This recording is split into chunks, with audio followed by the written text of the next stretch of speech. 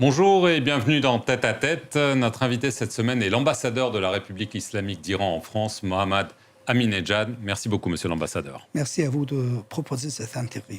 Alors, suite à l'élimination par Israël du chef du Hezbollah, Hassan Nasrallah, à Beyrouth le 27 septembre, l'Iran a lancé des frappes de missiles balistiques contre Israël. Alors, la plupart ont été interceptés, mais le Premier ministre israélien Benjamin Netanyahou a prévenu que l'Iran avait commis une grave erreur et qu'elle allait le payer très cher. Alors, pourquoi avoir décidé de frapper Israël au risque d'une guerre régionale, monsieur l'ambassadeur ?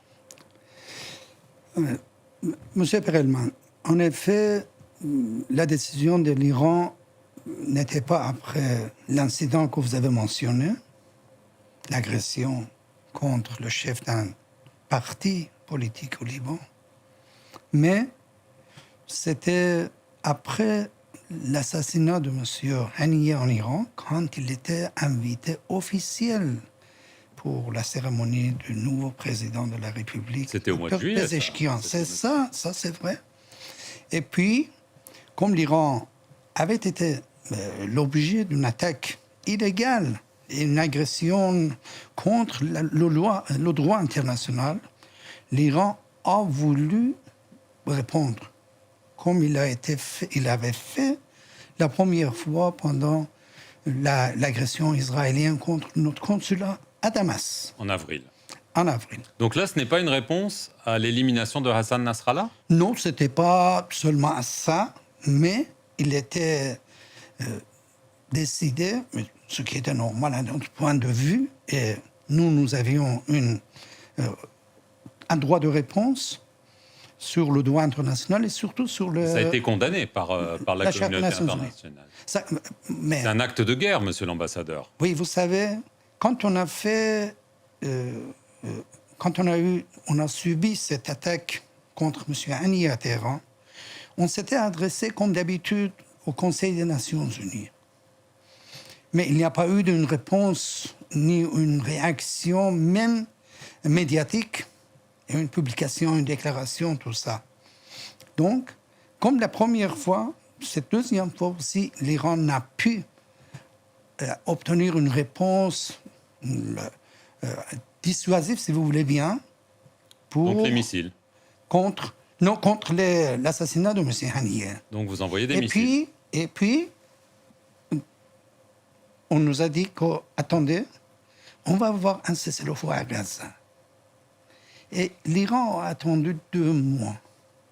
Et c'est là qu'avec les attaques de Bipers et Wakitaki d'abord, dans lequel les civils ont été aussi victimes, et notre ambassadeur au Liban, et puis l'attaque aux civils libanais, pendant laquelle M. Hassan Nasrallah, le directeur général du parti Hezbollah libanais, a été assassiné. C'était à ce moment-là que l'Iran, après avoir déçu de la réponse et de la réaction de la communauté internationale, ça veut dire Conseil des Nations Unies, Conseil de sécurité des Nations Unies, l'Iran a en tout cas exécuté son droit à se défendre.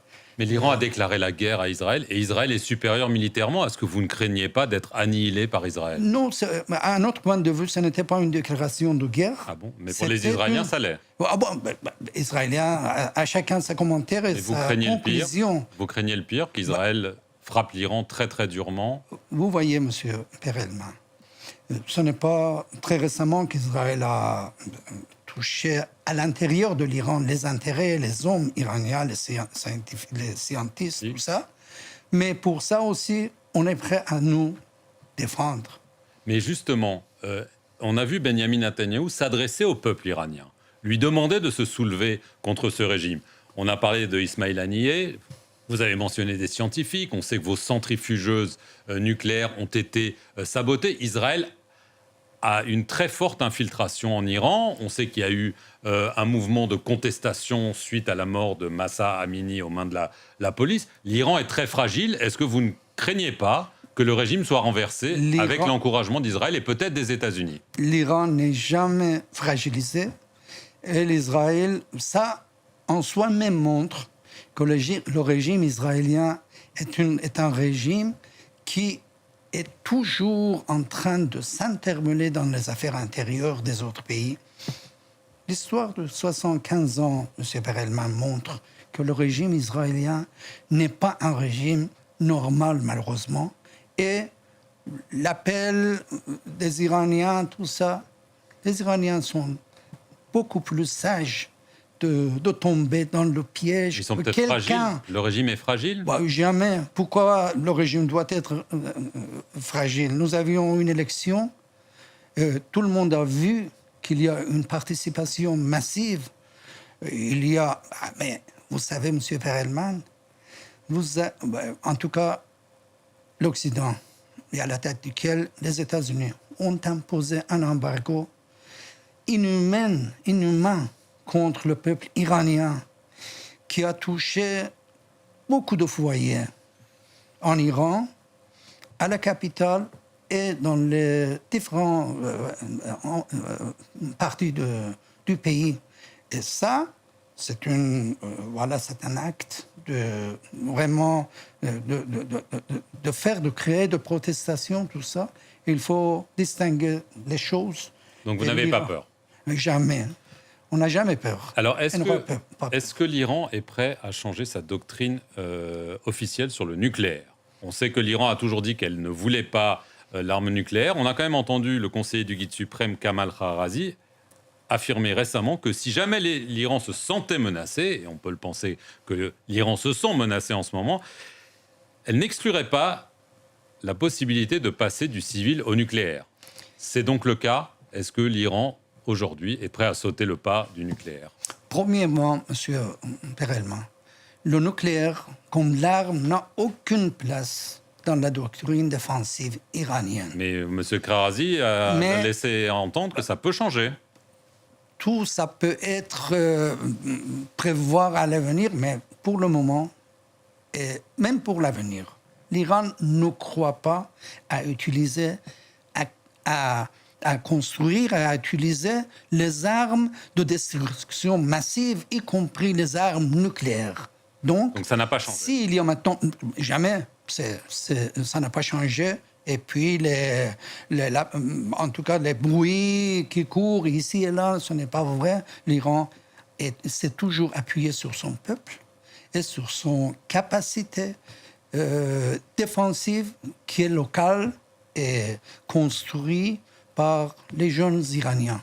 Au Liban, le Hezbollah est donc décapité. Il y a eu aussi des hauts gradés iraniens, tels que le général Abbas Nilforsuan, qui ont été tués. C'est donc un terrible coup dur pour l'Iran, parce que le Hezbollah, pour vous, c'était votre menace directe à Israël, à ses frontières. Ce n'était pas notre menace. Hezbollah est un parti qui décide par soi-même. Et ce n'est pas quelqu'un qui est manipulé par l'Iran. C'est pourtant ce que disent beaucoup d'observateurs. Dans le passé, chacun sa commentaire. Le Liban, passons sur ce point, mais le Hezbollah est très affaibli. Laissez de vous dire ça. Mais pour M. Hassan Nasrallah, ce n'est pas le premier secrétaire général du parti qui a été assassiné par Israël. Mais il l'est depuis très longtemps. Oui, bien sûr. Mais dans la lutte contre l'occupation, dans une résistance légitime, il y a toujours des gens qui sont prêts et qui sont vraiment maturés de remplacer les guides. Donc, c'est l'histoire de l'humanité, je crois. Il ne faut pas aller trop loin. Vous ne pensez pas que le Hezbollah est fini? Ça ne peut pas être fini. La résistance est toujours là. Et une résistance légitime dans l'intérieur du pays pour l'intégrité territoriale et la souveraineté nationale du Liban. Et il sera toujours là, présent dans la scène de la région. Mais par contre, il faut faire en sorte que cette agression, au-delà de la frontière, soit arrêtée, soit cessée, afin d'éviter des dégâts supplémentaires. Parce que dans un seul jour, au Liban, 23 septembre, il y a eu 2000 tués, la plupart civils, et y compris les enfants et les femmes. Donc, il faut penser à ça, je crois, comme on doit penser au massacre il y a un an. Plus de 15 000 enfants massacrés, plus de 40 000 tués, et plus de 100 000 déplacés, et puis blessés, et 2 millions déplacés dans l'intérieur du petit endroit que vous dites la prison de ciel ouvert. Dernière question rapidement. Des pays arabes comme le Maroc, Bahreïn, les Émirats arabes unis avaient normalisé leurs relations avec Israël en 2020. Aucun n'a rompu ses relations avec Israël, malgré ce que vous venez de décrire à Gaza, malgré le Liban. Ça vous choque? Ça ne nous choque pas. Ça vous déçoit? C'est à eux de décider comment ménager leurs affaires internationales. Donc, l'Iran n'est pas là pour donner la leçon à ceux que ce soit. Par contre, nous comme un pouvoir régional, un stabilisateur dans la région, notre avis, c'est que par montrer plaisance, on ne va pas arriver à une conclusion souhaitée qui est la paix et la sécurité, la stabilité dans la région. Et si l'Arabie saoudite normalise ses relations avec Israël, vous direz quoi? Comme je vous ai dit, la réponse est la même. C'est à l'Arabie saoudite de décider comment il va faire, à quel niveau. Mais j'ai lu qu'il y a eu le prince saoudien, Mohammed bin Salman, qui a dit que la création de l'État de la Palestine est une condition pour n'importe quelle normalisation. Donc, mais nous n'intervenons pas dans les affaires intérieures de nos voisins. Monsieur l'ambassadeur Mohammad Ahmadinejad, ambassadeur de la République islamique d'Iran en France, merci beaucoup d'avoir répondu aux questions de France 24. Merci à vous. Merci à vous d'avoir regardé cette émission sur nos antennes.